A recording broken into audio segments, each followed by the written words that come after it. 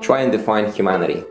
It can be hard, after all it has the word human in it, so it must be somewhat related to us. This might actually frustrate you because if you're a normal human being, you immediately went to Wikipedia and found something about the condition of being human. Nah, that's not gonna do it. The Oxford Dictionary isn't better either. All it does is simply ask whether you meant human being, benevolence, or humanities. Why is it so hard to define humanity? Why is it so hard to define ourselves, you might add? Isn't humanity basically everything that we've achieved? Well, maybe, but it's pretty weird to define ourselves, isn't it? We are, after all, complex sentient apes that discovered thousands of ways of communicating to each other, then developed anxiety because we're afraid to talk to each other. And one day we decided to assign a name to each color, and as stupid as it sounds, it's much easier to say that the sky is blue rather than trying to explain its color without stating that it's blue. We tend to be pretty cocky and consider ourselves at the top of the food chain, unless we're in the same room with a lion, a snake, and a gorilla. Nonetheless, we did achieve great things. Or did we actually? Let's take a step back and look at the bigger picture, shall we? We live in a period of time dominated by digital media where individuals read news or share experiences through various platforms or social networks. It's been quite a while since we stopped seeing the world through the eyes of others or through words read from a book.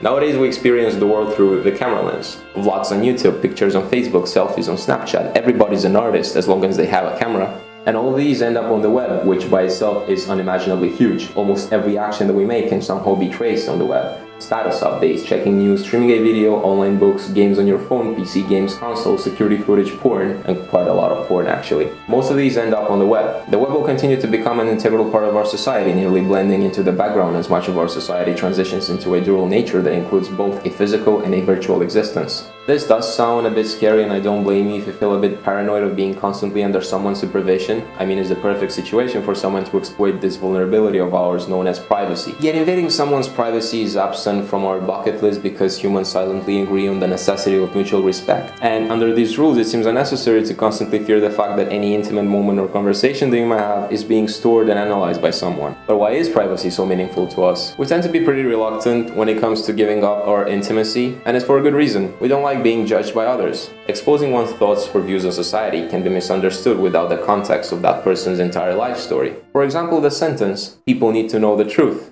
at first sight seems to be pretty straightforward. Allow me to prove it wrong. 3 people used it in their speech, one of them being the whistleblower Edward Snowden when asked why did he let people know that the NSA was invading their privacy. The other 2 people are Donald Trump when talking about immigration and Hillary Clinton when asked about corruption in politics. Ironic, isn't it? People need to know the truth. These are powerful words that we tend to use without thinking about it. But what do we mean by it, and what is this truth? Depending on whom you ask, truth might have various meanings. A scientist might tell you that the truth is dictated by the realm of science and proven theories. A mathematician will tell you that mathematical expressions are the absolute truth because these expressions exist independent of our awareness of them. A priest might tell you that religion is the one and only truth. And a philosopher might say that the truth...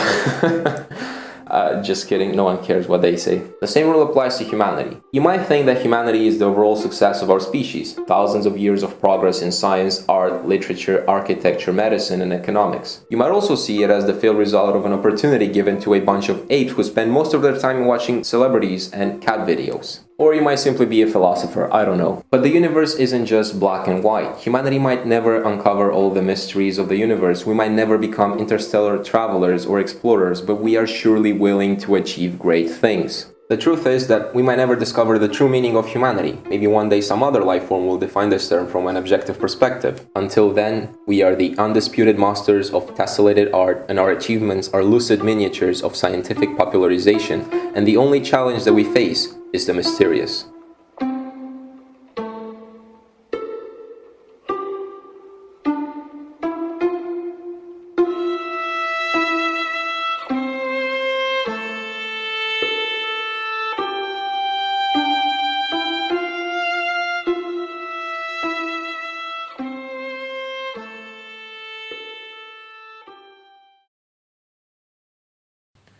That was way too much thought for one bathroom break.